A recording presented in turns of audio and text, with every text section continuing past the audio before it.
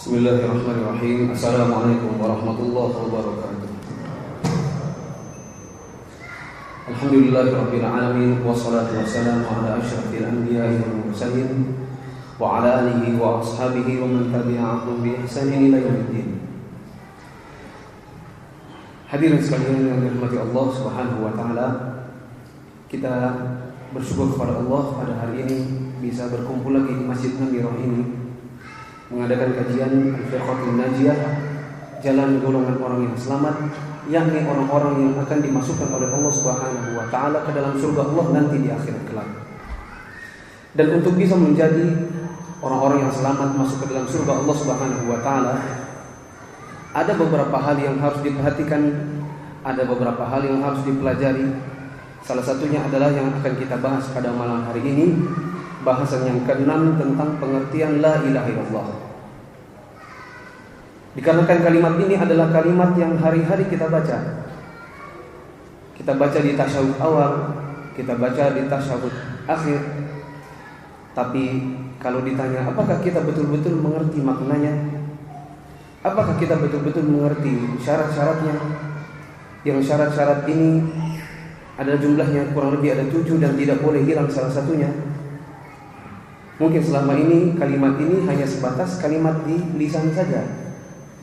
Dalam pengamalannya kurang, dalam syarat-syaratnya kita kurang memahaminya. Maka kita perlu pahami supaya kita betul-betul bersyahadat ini dengan jauh lebih baik dan bisa dijadikan bekal bagi kita untuk bisa masuk ke dalam surga Allah Subhanahu wa taala. Tetapi tidak berarti orang yang belum mengetahuinya lalu kemudian dikatakan kafir. Tidak berarti kemudian belum mengetahuinya lalu langsung dikatakan orang kafir. Misalnya dikatakan, "Bapak tahu makna syahadat? Tiada Tuhan selain Allah." Oh, salah. Tahu syarat-syaratnya? Tidak tahu. Berarti Anda kafir. Tidak demikian. Dikarenakan manusia itu dalam proses pembelajaran. Selama dirinya terus-menerus menggali ilmu agama, walaupun ada hal-hal yang belum diketahuinya, maka tidak mengapa. Yang penting ada semangat untuk mempelajarinya. Ada sebagian orang yang membawakan kitab-kitab berjudul pembatal-pembatal keislaman. Sambil membawakan lalu kemudian ditanyakan, "Anda tahu syarat-syarat la ilaha illallah?" Enggak, belum tahu. Berarti Anda belum Islam betulan. Lalu selama ini Anda sholat, berarti sholatnya tidak diterima. Kita katakan ini salah dan menyesatkan. Dikarenakan selama seseorang masih ada dalam proses pembelajaran, maka sedikit demi sedikit ilmu itu diketahuinya, Islamnya lebih sempurna. Bukan berarti manakala dia belum tahu lalu kemudian dikatakan kafir. Semuanya tetap muslim, hanya saja selalu harus ada semangat di dalam hati untuk belajar dan belajar supaya tambah tahu dan tahu. La ilaha illallah. Saya akan tulis di papan tulis, yang mau menulis silakan.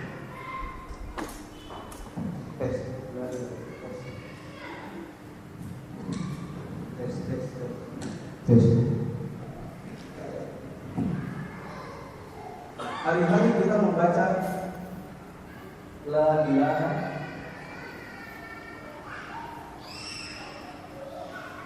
illallah.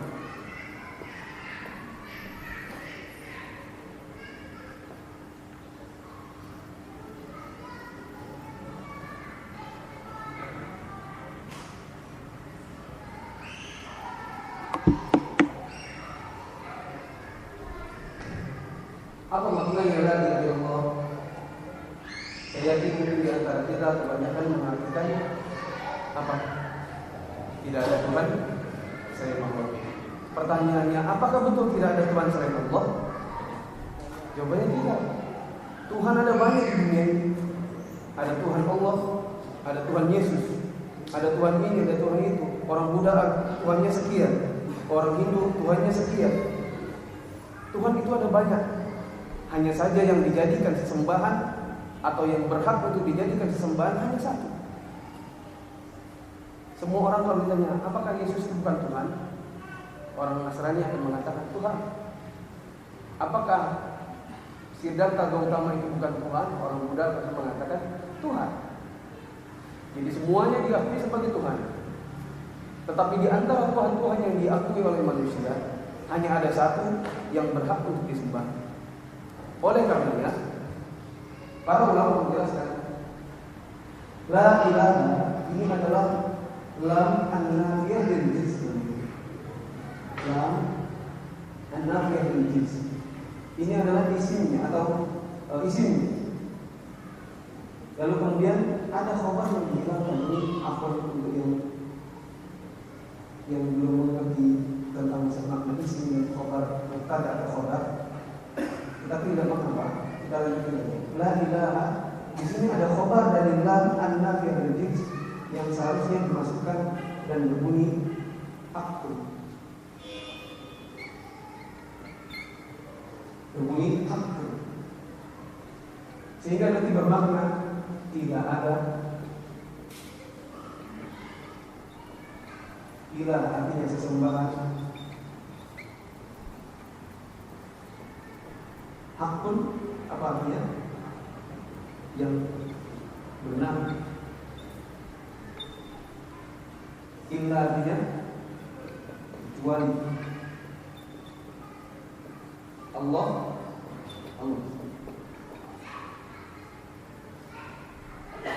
Sehingga makna yang benar dari la ilaha illallah itu sebenarnya adalah tidak ada sesembahan yang benar untuk disembah selain Allah. Kalau ada orang mengakui ini juga sesembah, ini sesembah, ini sesembah, kita katakan semua dari sesembahan yang diakui oleh manusia hanya satu yang benar, yaitu Allah Subhanahu wa taala. Jadi maknanya secara bahasa Arab itu adalah la ilaha illa haqqun illallah. Tidak ada sesembahan yang berhak untuk disembah kecuali Allah. Kemudian untuk mengucapkan la ilaha illallah supaya benar itu ada syarat-syaratnya. Syaratnya ada 7. Bisa ditulis. Yang pertama adalah al-ilm. Syarat dari la ilaha illallah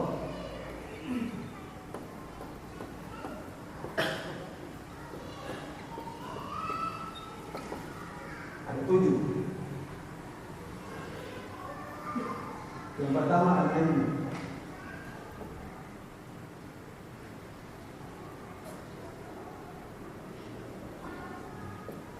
Al-ilm, saya tulis bahasa Arabnya enggak apa-apa ya. Al-ilm artinya mengetahui.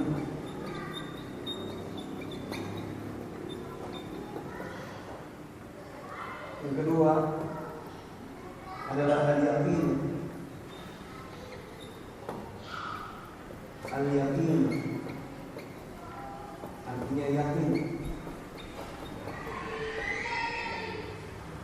Yang ketiga al-qabul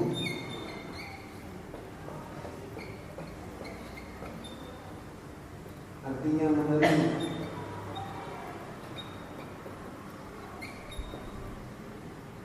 Keempat al-inqiyad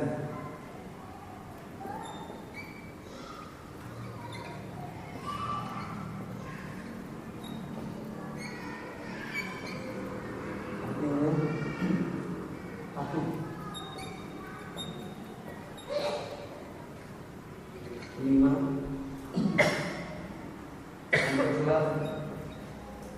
al-ikhlas artinya ikhlas.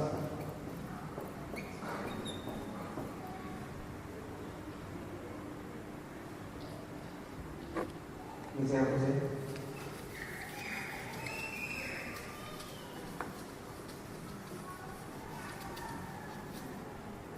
Yang keenam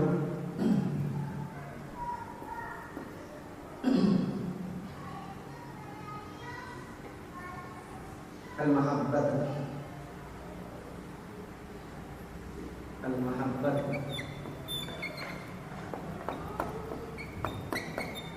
artinya cinta. Yang ketujuh as-sidq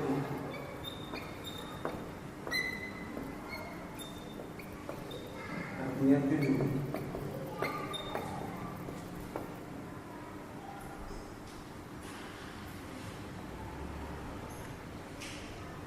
Mengetahui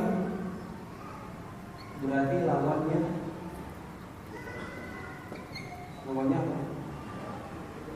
Jahil atau bodoh. Yakin, lawannya berarti apa? Ragu-ragu. Menerima, lawannya apa? Meninggalkan. Apa? Menolak.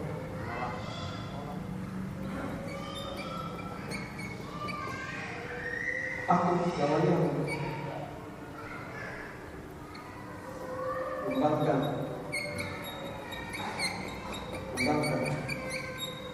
Ikhlas lawannya syirik. Cinta lawannya benci. Jujur lawannya dusta. Silakan dicatat. Ibu-ibu saya kenejakan.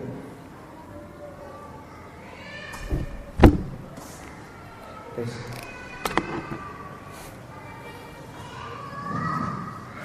Syarat-syarat la ilaha illallah nomor 1 adalah al-ilmu, artinya mengetahui. Kemudian lawannya adalah jahal atau bodoh. Yang kedua adalah apa di situ? Al-yaqin atau yakin. Lawan dari yakin ini adalah ragu-ragu. Yang ketiga al-qabul, artinya menerima. Lawannya adalah menolak. Yang keempat patuh. Lawannya membangkang. Yang kelima al-ikhlasu, artinya ikhlas. Lawannya adalah syirik. Keenam al-mahabbatu, artinya cinta. Lawannya benci. Yang keenam yang ketujuh as-sidqu, artinya jujur. Lawannya dusta.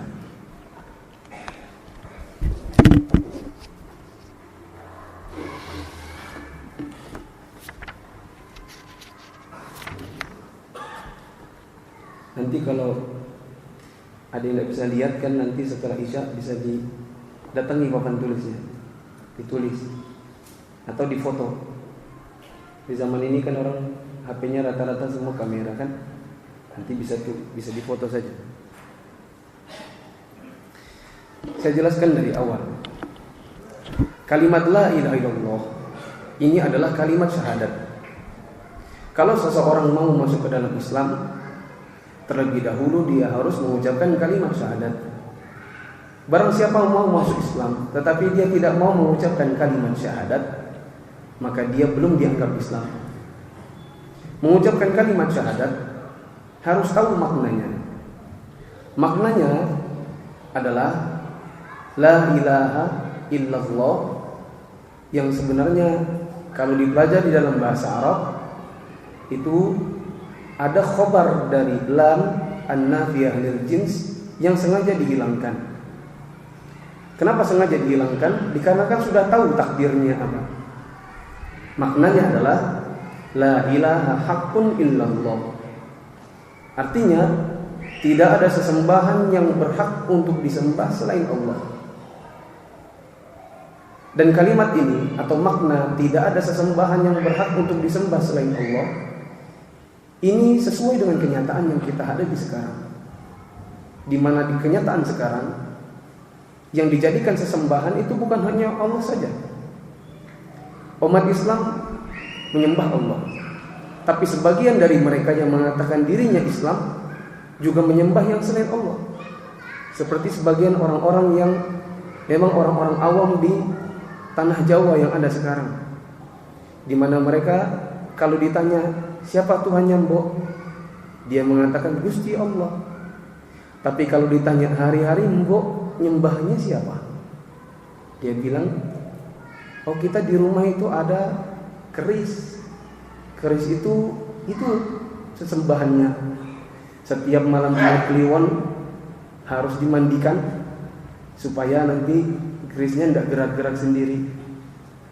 Kalau dia jualan di pasar, kalau ditanya, "Mbok, siapa Tuhannya?" Dia bilang, "Gusti Allah." "Mbok, kira-kira yang bikin laris dagangan Mbok siapa?" Dia bilang, "Kembang-kembang ini." Ada kembang jumlahnya ada 7 macam. Ini sudah di rumah dikasih darah ayam. Kemana-mana saya bawa, khususnya kalau saya lagi jualan. Tujuannya adalah untuk melariskan dagangan. Berarti ini adalah mempercayai ada Tuhan selain Allah. Ya. Oleh karenanya, ketika umat Islam sendiri juga banyak yang menyembah selain Allah, ditambah lagi ada umat Nasrani, mereka memiliki 3 Tuhan. Ada Tuhan Anak, ada Tuhan Bapa, sama satunya lagi Roh Kudus. Kemudian orang Hindu juga memiliki beberapa sesembahan. Orang Buddha juga memiliki beberapa sesembahan. Walhasil di zaman ini sesembahan itu ada banyak. Dikarenakan sesembahan ada banyak, maka kalau kita maknai tidak ada sesembahan selain, tidak ada Tuhan selain Allah, maka kalimat ini tidak sesuai dengan realita. Tuhan di zaman ini dianggap banyak. Akan tetapi kita perlu menegaskan, walaupun di antara Tuhan-Tuhan ini jumlahnya ada banyak, akan tetapi di antara mereka yang boleh untuk disembah, yang berhak untuk disembah, itu hanya Allah saja. Oleh karenanya, makna yang benar dari la ilaha illallah itu adalah sebagaimana yang dijelaskan oleh para ulama. Ini adalah salah satu penjelasannya datang dari Syekh Shalih Fauzan. Beliau mengatakan la ilaha illallah, ada khobar lam an-nafiyah lil jins yang hendaknya dimasukkan di situ atau disengaja dihapuskan dikarenakan semua orang sudah tahu, yang maknanya nanti adalah tidak ada sesembahan yang berhak untuk disembah selain Allah. Kalau ada yang mengakui ada sembahan selain Allah, maka kita katakan yang lain adalah sesembahan yang batil. Yang berhak untuk disembah hanya Allah. Untuk mengucapkan la ilaha illallah tidak cukup hanya sekedar la ilaha illallah. Tidak cukup. Ada beberapa syarat yang hendaknya diketahui, yang harus diketahui, dan jangan sampai hilang salah satunya. Kalau sampai hilang salah satunya, maka kita katakan syahadat Anda bisa jadi batal. Syarat ini jumlahnya ada 7. Dan yang namanya syarat itu harus terkumpul 7-7-nya. Kalau kita pergi ke polisi tempat bikin SIM, di situ nanti ada tulisan syarat-syarat membuat SIM. 1. Bayar di bank pendaftaran. 2. Mengisi formulir. 3. Foto mungkin. 4. Surat kesehatan. 5. KTP. Dan seterusnya. Misalnya jumlahnya ada 7. Kalau kita kasih 5 saja atau 6 saja, atau hilang salah satu dari 7 yang sudah disuruh oleh si polisi, kita kasih 6 atau 5 saja, maka si polisi mengatakan, "Mas, kurang 1. Pak, 7 aja lah." Tidak bisa. Ini sudah syarat kok.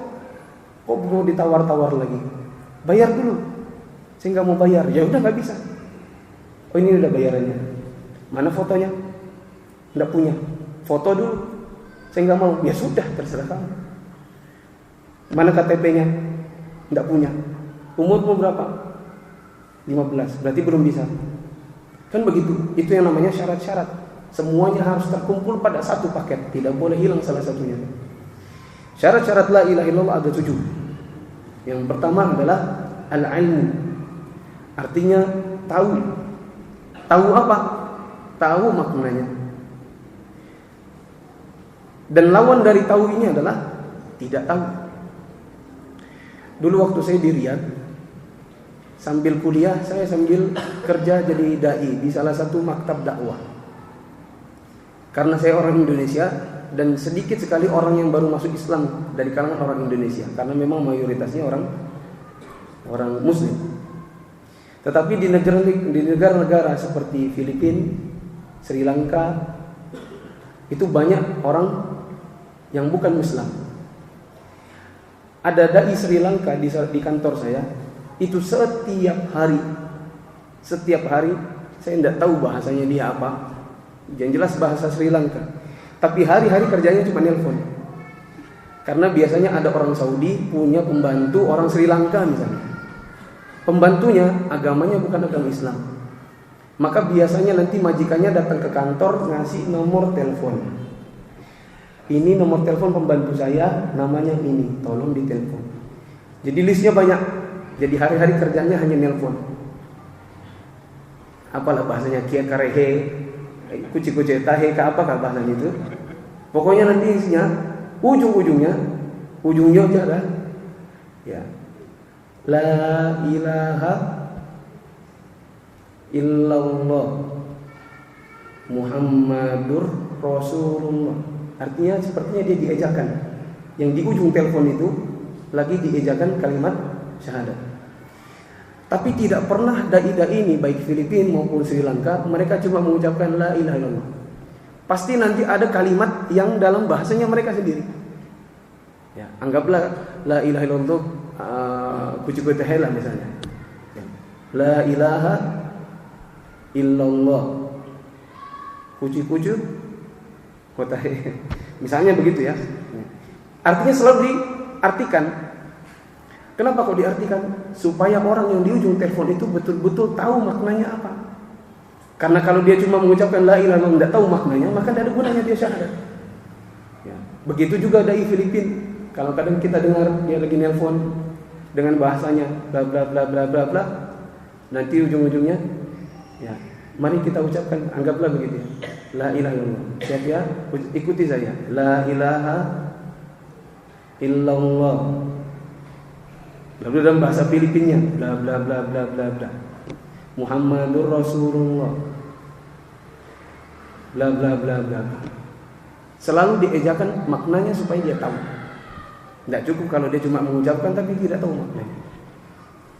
Yang kedua, syaratnya adalah apa di situ? Al-yaqin. Artinya yakin.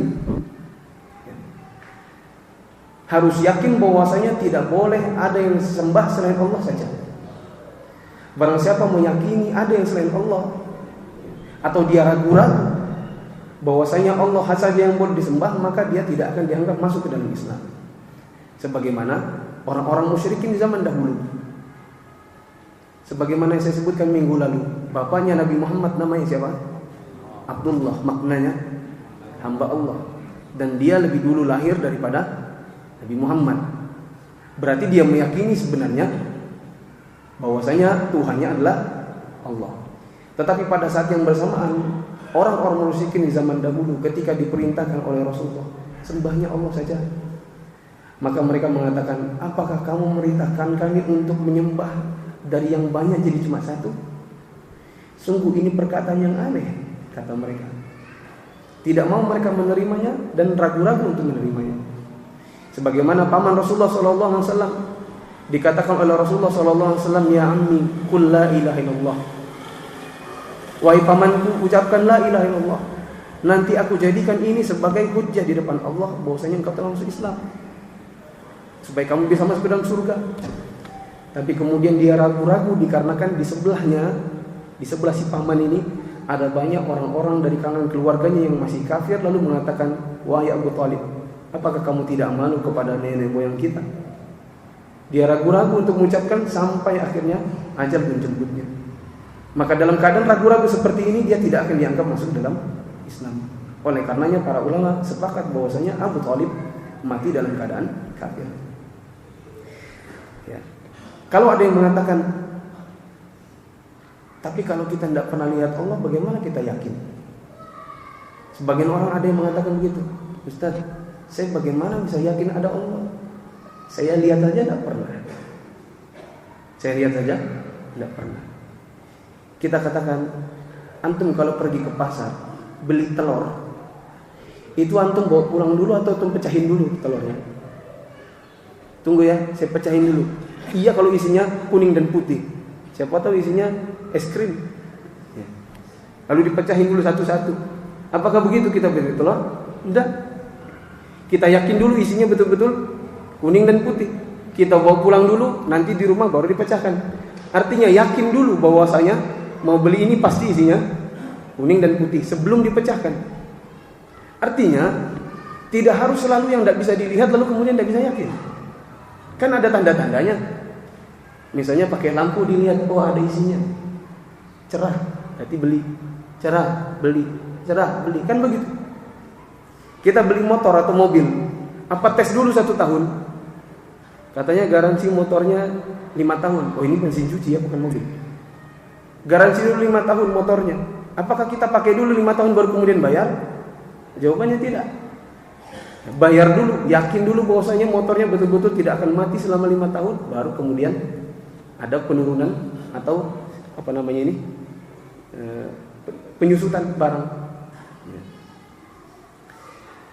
Sampai ada kisah, tapi ini bukan hadis dan bukan atsar. Bukan hadis, bukan atsar. Ada seorang laki-laki bertanya kepada seorang ustaz. Dia mengatakan, bagaimana saya bisa percaya Allah? Lah saya sendiri tidak pernah lihat Allah. Bagaimana saya bisa percaya Allah kalau saya sendiri tidak pernah lihat Allah?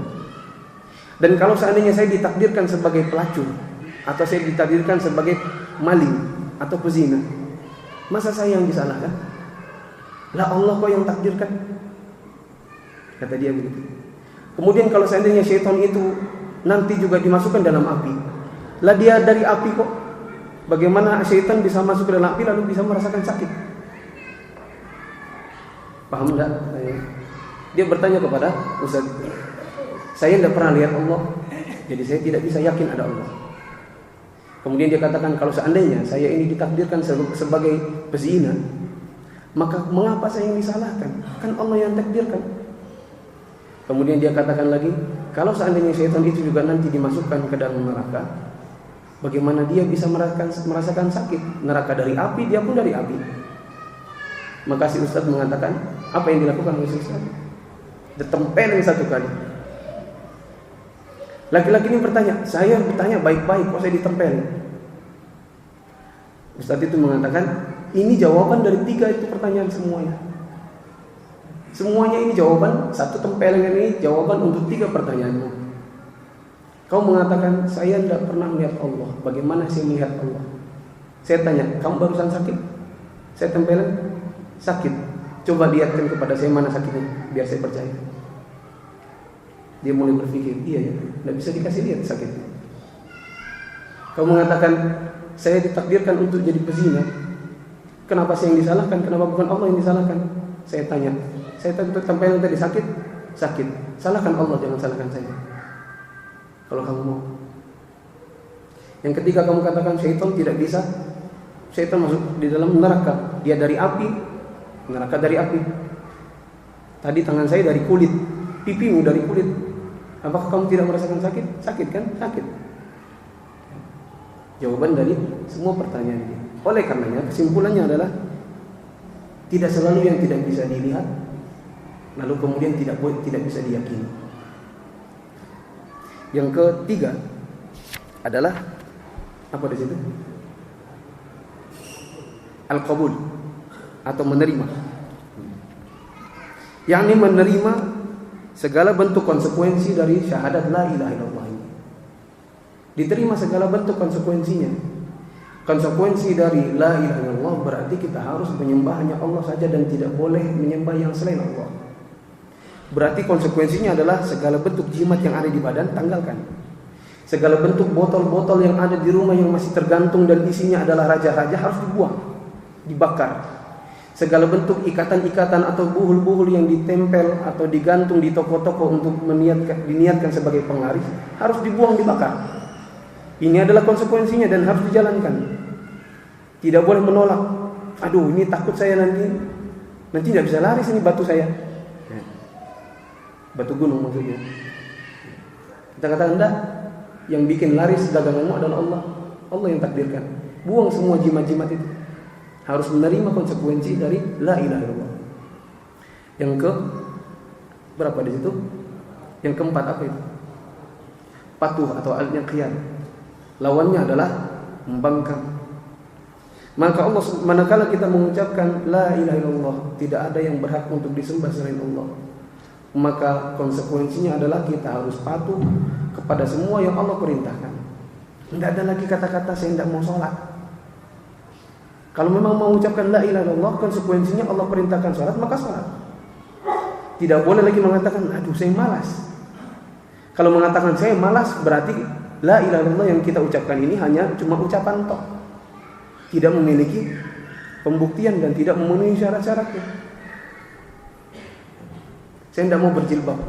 Kenapa tidak mau berjilbab? Anda akan mengucapkan la ilaha illallah. Konsekuensinya ada harus patuh. Allah perintahkan berjilbab, maka harus berjilbab. Panas. Kita katakan panasnya neraka jauh lebih panas dari panas yang kamu rasakan ketika memakai jilbab. Yang ke 5, apa di situ? Al-ikhlas.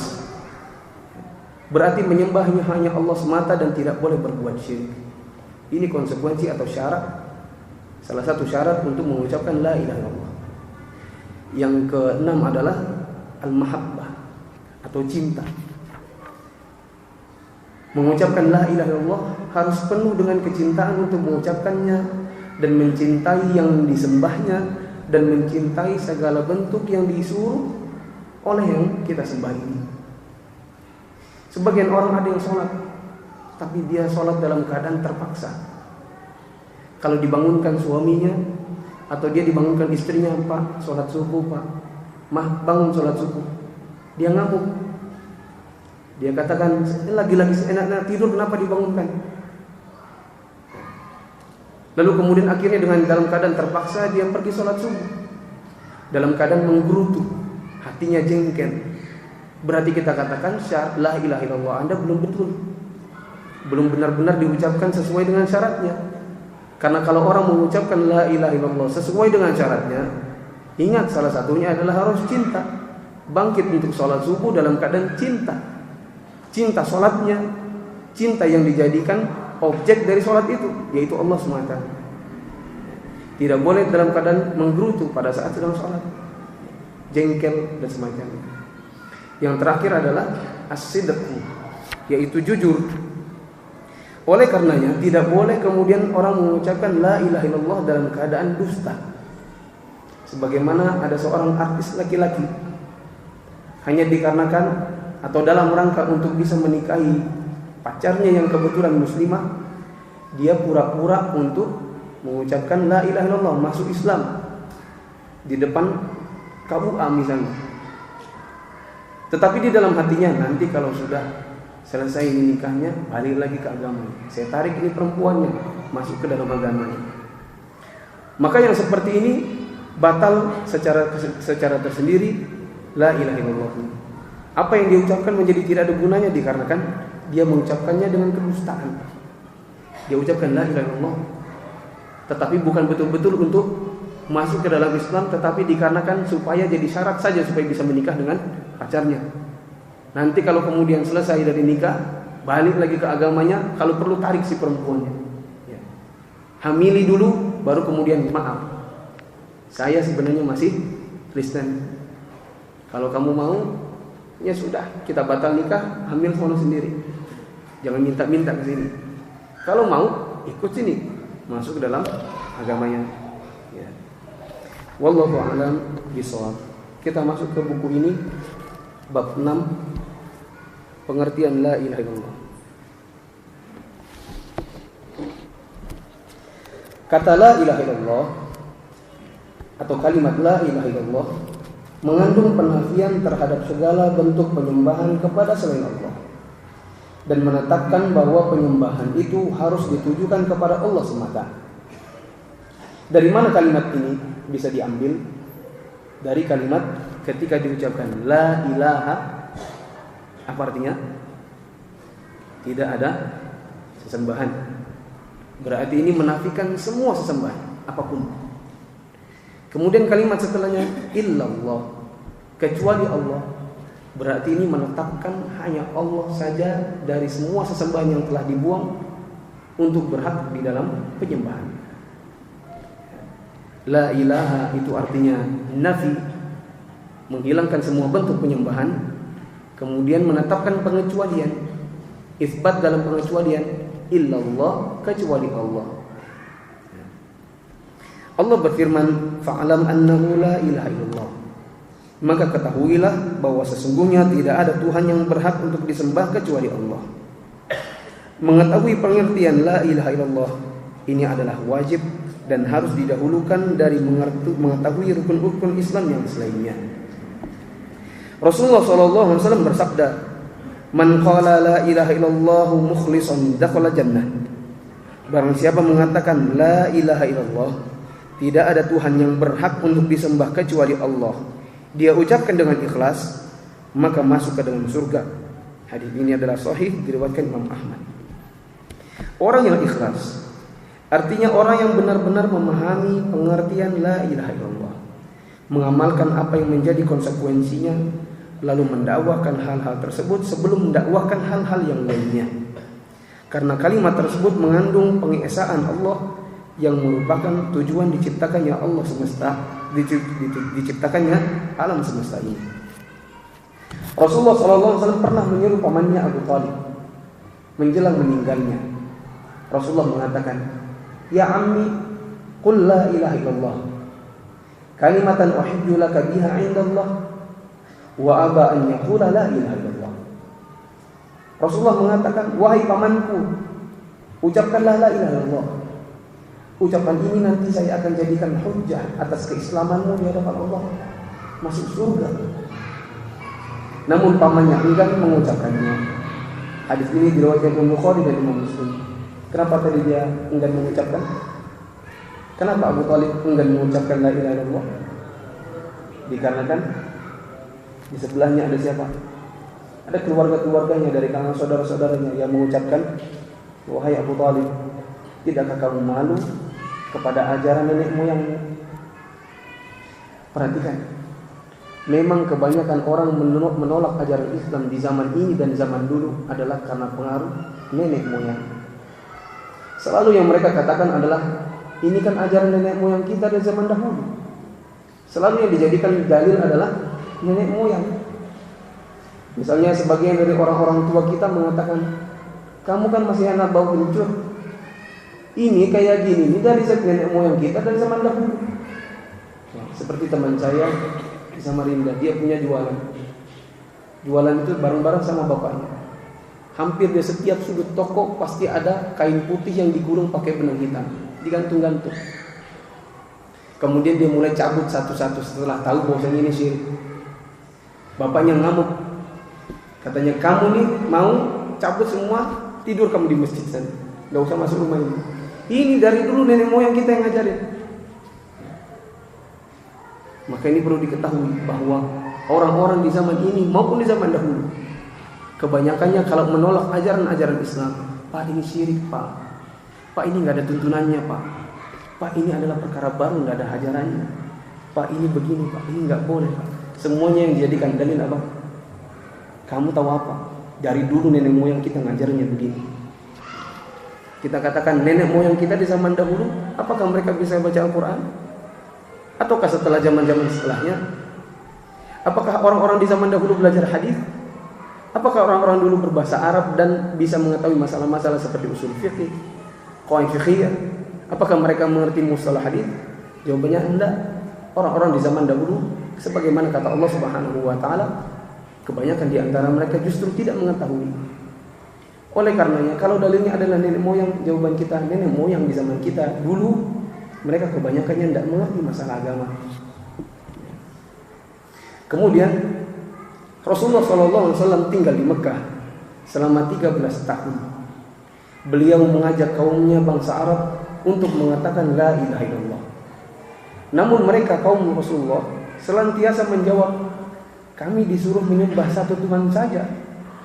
Sungguh ini suatu perkataan aneh yang kami belum pernah mendengarnya." Orang-orang di zaman dahulu sesembahnya banyak. Ketika Rasulullah SAW datang, beliau minta orang-orang ini hanya nyembah Allah saja. Kemudian semuanya mengatakan, walaupun sebenarnya banyak dari mereka namanya Abdullah, banyak di antara mereka namanya adalah hamba Allah, maka mereka mengatakan, "Apakah kamu mengajak kami hanya untuk nyembah Allah saja, meninggalkan sesembahan yang banyak ini? Sungguh ini perkataan yang aneh yang kami belum pernah mendengarnya." Mereka tahu hal ini ditolak oleh mereka Dikarenakan mereka tahu betul makna dan konsekuensi dari kalimat tersebut. Mereka tahu bahwa siapa yang berani mengucapkan kalimat la ilaha illallah tersebut, berarti dia tidak mau menyembah selain Allah. Akhirnya mereka pun tidak mau mengucapkannya. Tentang sikap mereka ini Allah Subhanahu wa taala menceritakan dalam firman-Nya. Sesungguhnya dahulu apabila dikatakan kepada mereka la ilaha illallah, mereka menyombongkan diri. Seperti tadi, kamu tahu apa? Kamu masih anak kencur, masih anak kemarin sore, ngajar-ngajari kami. Ini adalah kesombongan. Karena yang namanya sombong itu dijelaskan oleh Rasulullah SAW, batalul haq wa ghamtun nas. Yang namanya sombong itu adalah menolak kebenaran dan meremehkan manusia. Walaupun anak kecil, kalau dia berkata benar harus diterima. Walaupun dia anak kecil. Tidak boleh kita mengatakan, alah kamu anak kecil tahu apa. Ya. Di zaman Rasulullah SAW ada seorang anak kecil namanya Amr bin Salamah. Umurnya baru 6 tahun, belum balik. Tetapi di kaumnya dia dijadikan imam sholat. Dijadikan imam sholat dan kaumnya tidak ada yang protes. Kaumnya sadar bahwasanya di antara mereka semua yang paling bagus bacanya ada anak ini, Amr bin Salamah. Maka dia diangkat sebagai imam. Ya. Tidak ada kata-kata kamu anak kecil, belakang sana, kamu nggak tahu apa-apa. Ya. Kalau memang anak ini bisa imam, maka tidak boleh yang tua menggerutu. Tidak boleh yang tua mengatakan saya kan lebih tua. Walaupun sebenarnya bacaan Al-Qur'annya juga begitu-begitu saja. Ya. Allah Subhanahu wa taala mengatakan mereka menyombongkan diri. Dan mereka berkata, apakah kami harus meninggalkan sesembahan-sesembahan kami hanya dikarenakan perkataan penyair gila itu? Maksudnya Rasulullah SAW. Padahal sesungguhnya Rasulullah SAW datang membawa kebenaran dan membenarkan adanya rasul-rasul sebelumnya. Rasulullah SAW bersabda, "Man qala la ilaha illallah wa kafara bima yu'badu min dunillah, haruma maluhu wa damuhu." Barang siapa mengucapkan la ilaha illallah dan mengingkari adanya sesembahan selain Allah, maka hartanya dan darahnya menjadi haram untuk dirampas. Orang yang mengucapkan la ilaha illallah lalu kemudian mengingkari segala bentuk penyembahan selain Allah, maka dia masuk Islam. Dengan maksudnya dia Islam, maka haram hartanya untuk dirampas dan haram darahnya untuk ditumpah tanpa jalan yang benar.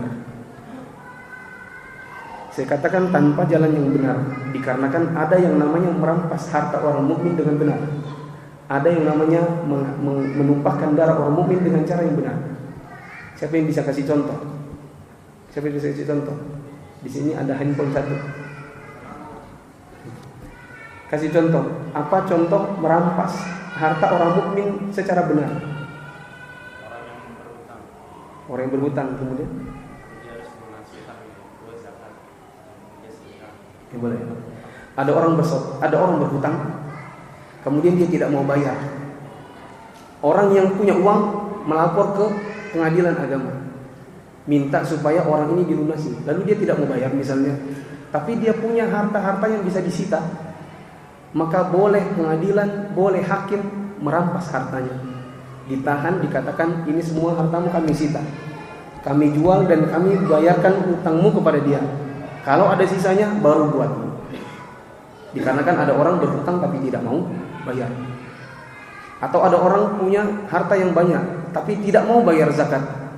Maka pemerintah kaum muslimin berhak untuk merampas hartanya yang sebatas yang harus dikeluarkan untuk zakat.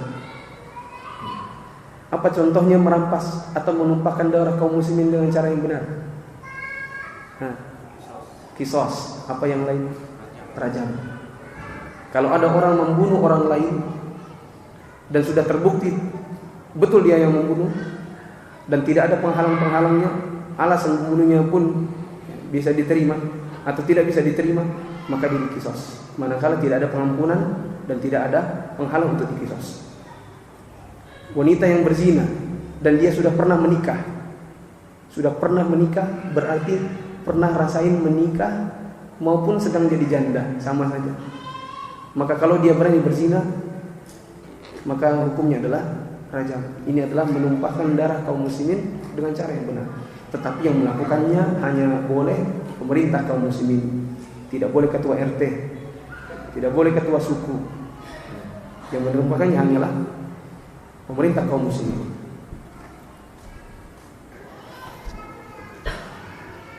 Kita rangkum kajian malam ini. Bahasan ke-6 pengertian la ilaha illallah, maknanya adalah tidak ada sesembahan yang berhak untuk disembah selain Allah. Kemudian ada beberapa syarat yang harus dipenuhi untuk mengucapkan la ilaha illallah. Tidak boleh hilang salah satunya. Yang pertama adalah mengucapkannya harus tahu maknanya. Kemudian apa yang di situ? Ya, saya bisa tapi takut tidak sama dengan yang di situ. Yakin bahwasanya dia masuk ke dalam Islam dengan mengucapkan ini, dan dia yakin bahwasanya hanya Allah yang berhak untuk disembah. Kemudian dia harus menerima segala bentuk konsekuensi dari mengucapkan la ilaha illallah itu, seperti menerima bahwasanya dia hanya boleh menyembah Allah saja. Kemudian yang keempat, dia harus patuh terhadap segala bentuk peribadatan yang diperintahkan oleh Allah Subhanahu wa taala sebagai konsekuensinya. Kemudian dia harus ikhlas menerimanya. Dia harus mengerjakannya dengan ikhlas, dan dia harus menghindari segala bentuk perbuatan syirik. Kemudian dia harus cinta terhadap segala bentuk yang menjadi konsekuensi kalimat ini. Dia harus cinta Allah, dia harus cinta kalimat la ilaha illallah, dia harus cinta berbagai bentuk ibadah yang disyariatkan oleh Allah Subhanahu wa taala, dan tidak boleh melakukannya atau tidak boleh melaksanakan ibadah yang Allah syariatkan secara terpaksa. Kemudian dia harus membenarkan atau harus jujur dalam mengucapkannya, dan tidak boleh dalam keadaan dusta seperti hanya berpura-pura saja mengucapkannya supaya bisa mendapatkan sesuatu yang diincar dari kalimat la ilaha illallah setelah mengucapkannya. Kemudian barang siapa yang mengucapkan la ilaha illallah secara ikhlas dan dia mengucapkannya dengan seluruh syarat-syaratnya, maka Allah Subhanahu wa taala atau Rasulullah sallallahu alaihi wasallam mengatakan bagi mereka surga. Dulu paman Rasulullah SAW tidak mau mengucapkan ini, sehingga walaupun sebenarnya Abu Talib itu banyak jasanya kepada Islam, Abu Talib di masa hidupnya banyak jasanya kepada Islam. Jasanya adalah membela Rasulullah SAW dan membiarkan melindungi beliau untuk berdakwah. Tetapi sekedar jasa ini tidaklah dianggap oleh Allah Subhanahu wa taala, dikarenakan dia tidak mau mengucapkan la ilaha illallah. Sekedar melindungi Rasulullah SAW tidak menjadikan dia masuk ke dalam surga, dikarenakan dia enggan untuk mengucapkan la ilaha illallah. Dia enggan mengucapkannya dikarenakan berdalil dengan nenek moyang. Dan inilah yang banyak dijadikan dalil oleh kaum muslimin di zaman ini, di mana ketika diucapkan ini syirik, ini tidak boleh, ini harusnya begini, ini harusnya begitu, ini tidak ada tuntunannya, di antara mereka akan mengucapkan ini kan tuntunan nenek moyang kita dari zaman dahulu. Kemudian Rasulullah SAW berdakwah la ilaha illallah selama 13 tahun di Mekah. Belum didakwakan sholat, belum didakwakan tentang puasa, yang lainnya belum. Selama 13 tahun perjuangan beliau hanya untuk mendekatkan kalimat la ilaha illallah, membuat orang-orang menyembah hanya Allah saja. Oleh karenanya kaum muslimin ketika dia berdakwah, maka hendaklah yang jadi patokan atau dijadikan jargon utama dalam dakwahnya adalah dakwah untuk mengajak mentauhidkan Allah semata dan menghilangkan segala bentuk kesyirikan. Rasulullah SAW juga mengatakan barang siapa yang sudah masuk ke dalam Islam dengan mengucapkan la ilaha illallah, maka menjadi haram darahnya, menjadi haram hartanya, tidak boleh diambil, tidak boleh ditumpaskan kecuali dengan cara yang benar. Yang menumpaskan atau yang mengambilnya pun adalah pemerintah kaum muslimin, dan tidak boleh orang-orang yang selain dari pemerintah kaum muslimin. Ada pertanyaan?